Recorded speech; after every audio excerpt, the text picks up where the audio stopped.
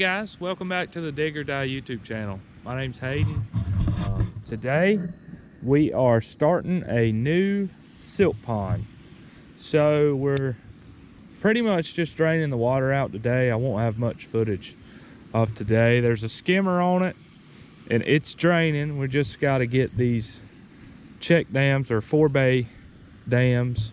I got to bust that and let that little bit of water into here, and then go down here and bust this one and let this water over into here. That's pretty much all we'll get done today. Tomorrow we are going to start mucking it out. I'm going to try to take from this berm that way and pile the mud up in that corner.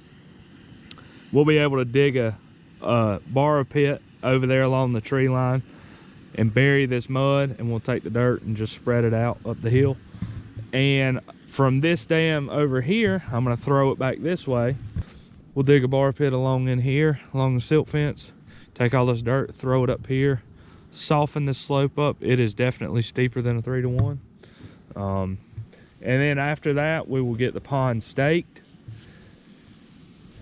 And then we get it on grade, get it sodded, and then we'll have a sand filter to go out there about where those baffles are, on the other side of that berm. Okay guys, so Clayton was out here yesterday. I had to go to another job, so he stayed here and mucked out this section of the pond and got this muck here. It's a pretty good bit. So I'm gonna come right along in here and just dig a hole as deep as I can, and you know, 2 buckets wide or something. See, we can find us some good dirt here.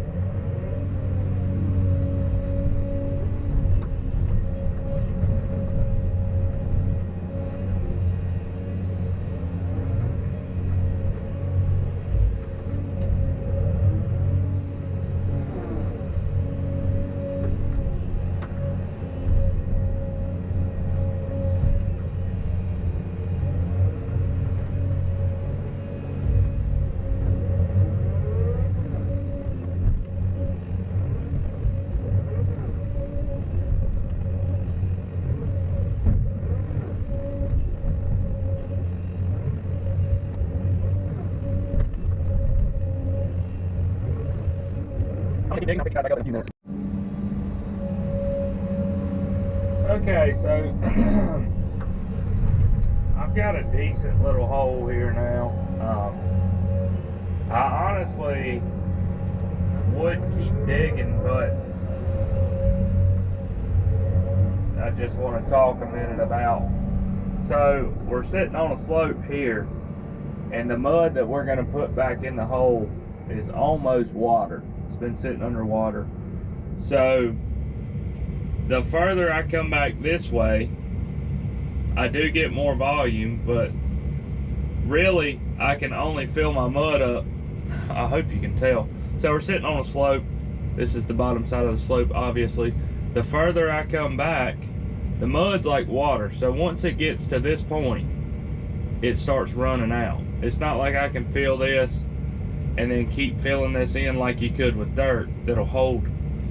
Mud won't do that. So the further I come back this way, I can dig a whole lot further, but the steeper the angle will be and the less mud I will get in the actual hole. You see this whole void right here. So just say that's flat. It may not be, but you'll have this whole void, versus if I dig a short hole and I only have that void, and then I step back, dig another hole, I have a smaller void. So I'm not gonna dig a huge hole. I really can right here. I could dig a massive one, but like I say, you get to a certain point and then you can't fill it anymore because it starts running out the low side of the hole. So I've actually built a little berm right there, you know, foot and a half tall. So now I'm just gonna dig as deep as I can and see how much mud we can get in this thing.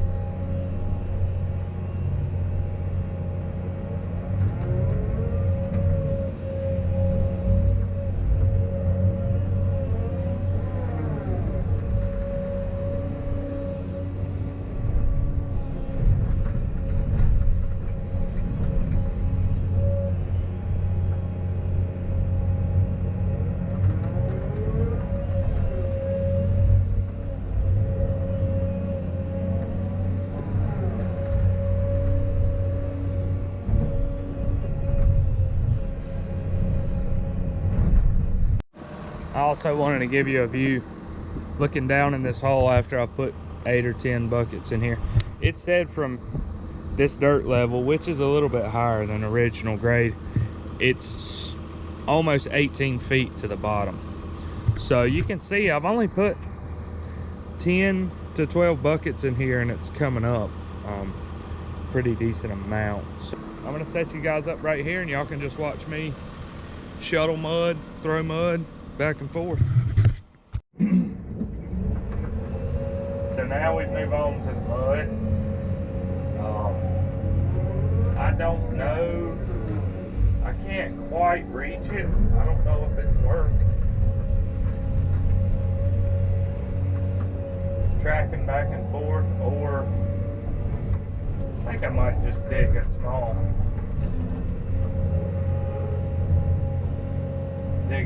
hole right here that I can just throw the mud into and then dip it out from sitting, so I don't have to track back and forth, and I'll be able to reach and get more mud in the hole without moving. So let me do that. Just dig a little mini bar pit right here where I can stick 5 or 6 buckets in it.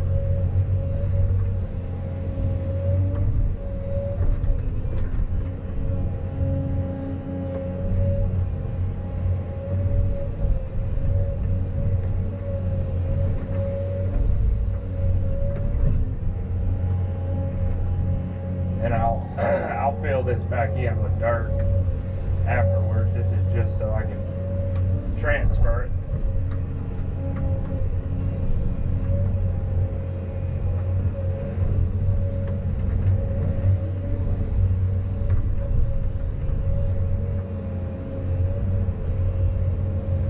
That'll hold a decent amount. Now we can just chunk it across there.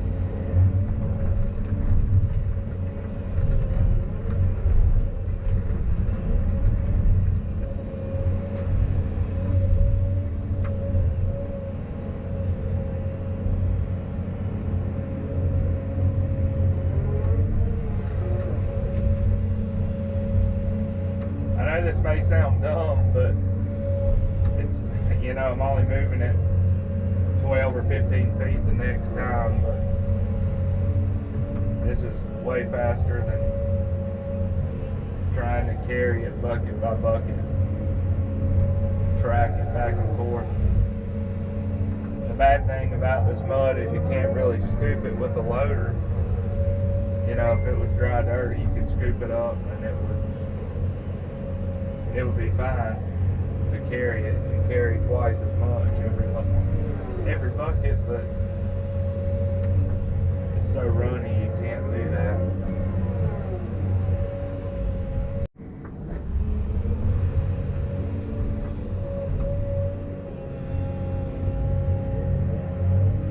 So I don't know if this is actually faster or not than tracking back and forth, but it sure is less aggravating.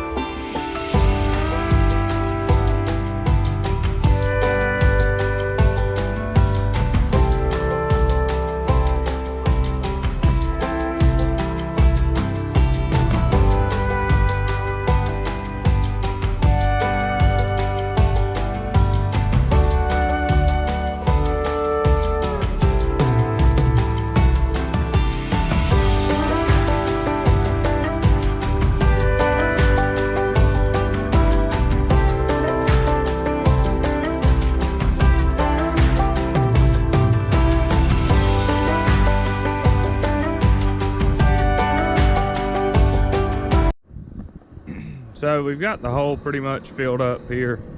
Like I say, I'm gonna take good dirt, put back on top of this. You can kind of see what I was talking about. You know, since we're digging uphill, it sucks, but we can't, you know, I could put another 2 or 3 feet in there, but if I try to raise that up, it's just gonna, this mud is so liquidy, it's just gonna end up running over right here. So I think after I get this cleaned up, I'm gonna start right here and just dig a hole, probably the same size, just right down there, maybe 30 foot long or something, 30, 40 feet. And we should be able to get, then we should be able to get the rest of this little bit, clean out that little bit right there. And the edges still need a little bit of cleaning and stuff like that. So should be able to get all this in hopefully today. Let me get this covered up real fast. Hey guys, welcome back. We're out here on this pond. It's Monday morning before Christmas. Today I'm going to be working on the slopes. We have the skid steer here. Finally, I am just going to start. I'm going to come down here and just start. This is the top of our dam here, and we're 3/10 high, which is good. You want to be higher on the dam and lower in the bottom. If you're gonna be off, we usually get the bottom perfectly on grade, but the dam doesn't really matter how high you go, because at the end of the day, that's more volume of water that the pond will hold. So you're doing nothing but increasing the volume. So you'll never get called out on it, you know, as long as your slopes stay at the right percentages on your slopes, you're good on the dam going as high as you need to. So I'm gonna just set y'all up on a time lapse right here, and I'm gonna start right back here and just start working this slope down. You can see in the bottom, let me see, you can see in the bottom our toe is out there. So I'm gonna just start working the dirt down and trying to fix the slope with this skid steer. I could do this with the loader, but the loader is just about too big for this slope. It's really only 20 feet wide, and it's just about too much. I mean, if I wasn't worried about the stakes, I could do it just fine with the loader, and I still could, but it's just about more aggravation than it's worth. So here we go, guys. I'm gonna set you up on a time lapse, and y'all just watch me. Y'all can just watch me work on this slope. So I didn't get any more video of mucking out the pond. I had to go to another job the next day or two, and Clayton was over here on this one doing that. So finished that, and now I'm here grading the slopes with the skid steer. It's just a little bit easier to do it with it. It's smaller and more nimble than the loader. A dozer would be ideal, but it's on another job. So yeah, just doing this and starting to get the pond on grade, getting it ready for the filter.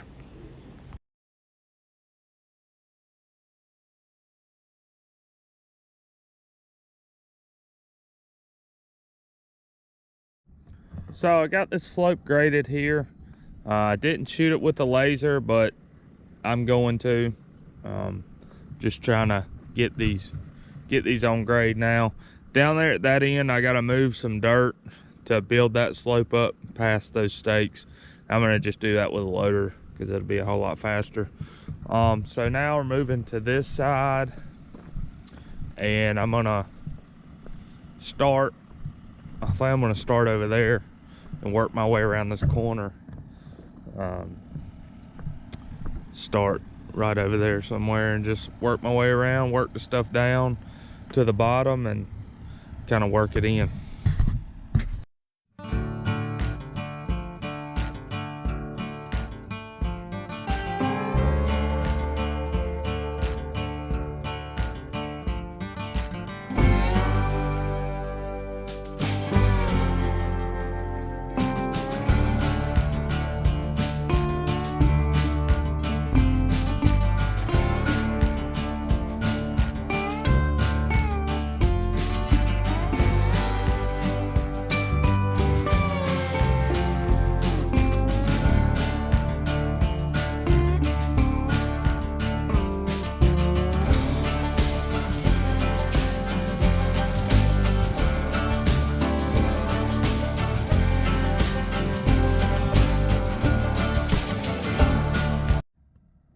Okay, so there's no we, it's just me and you guys, if anybody's still watching this video. Got this slope graded. Okay, so as I was saying, we got this slope graded. Me, with the help of you watching, got this slope graded with the skid steer. Looks pretty decent, looks better than that other side. I still got a little bit of work to do over there, but you know, we'll figure that out later. All right, now I'm over here going to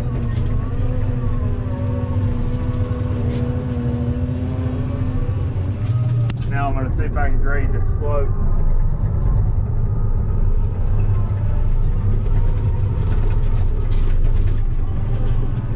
It's borderline too steep, but we'll see. You know, how do you know if you don't know?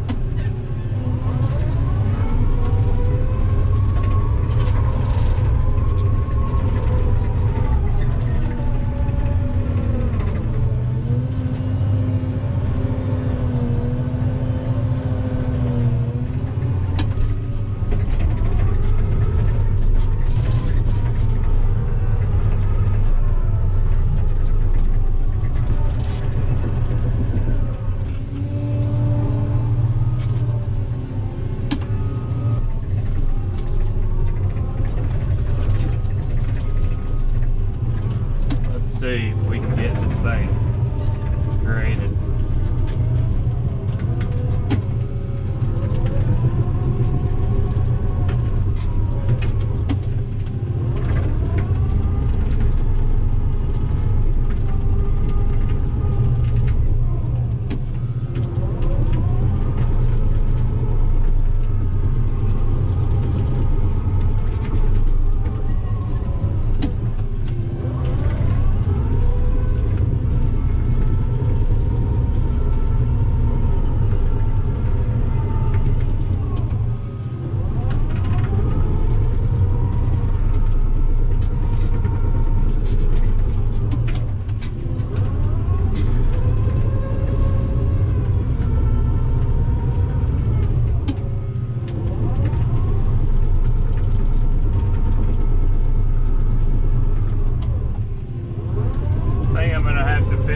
With a skid steer.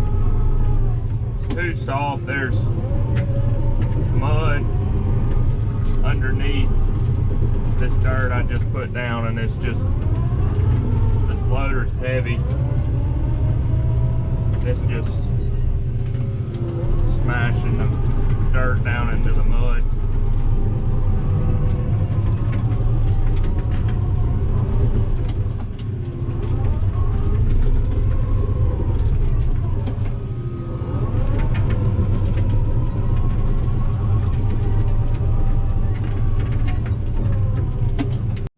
Just set you guys up on a time lapse right here as I laid all this down and just slick it up and get it to where it will drain.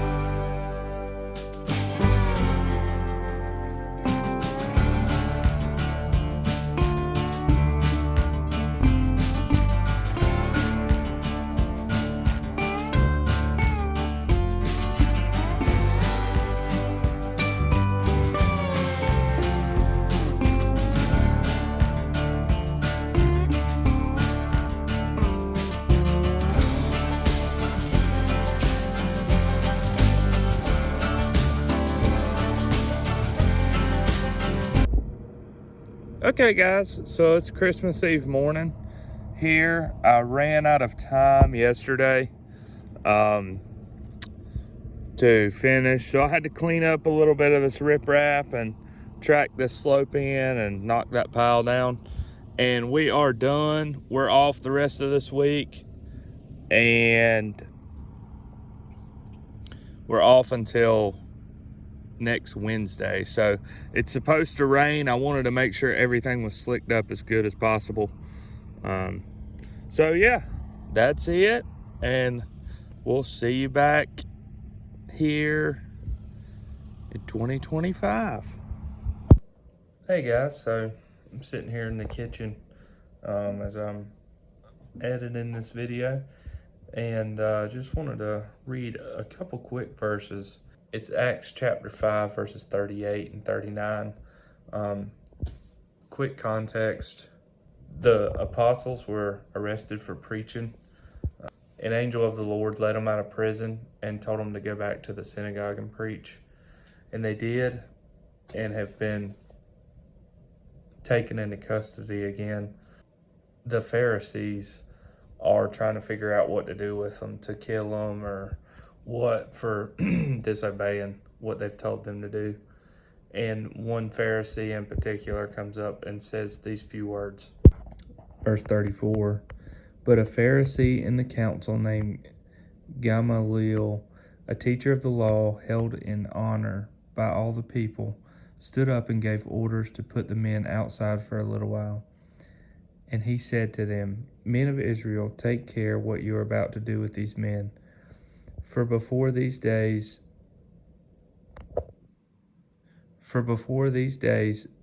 Theudas rose up claiming to be somebody, and a number of men, about 400, joined him. He was killed, and all who followed him were dispersed and came to nothing. After him, Judas the Galilean rose up in the days of the census and drew away some of the people after him. He too perished, and all who followed him were scattered. So in the present case, I tell you, keep away from these men and let them alone. For if this plan or this undertaking is of man, it will fail. But if it is of God, you will not be able to overthrow them. You might even be found opposing God. So they took his advice. So, that just kind of, when I was reading through this, that just kind of hit me as like, people try to discredit the gospel all the time. And like he said, I've never heard of Theudas, whoever that is, and Judas the Galilean. Those guys clearly did that on their own accord without the Holy Spirit telling them to. It's 2,000 years later, and some redneck is sitting in his kitchen talking to you about it. So, you can kind of decipher for yourself, is this of man, or is this something, is this of God? So yeah, guys, I hope this helps somebody. If you have any questions at all, message me on socials, call me if you know me. Thank you for watching. God bless. Jesus loves you. I do too. Thanks, guys.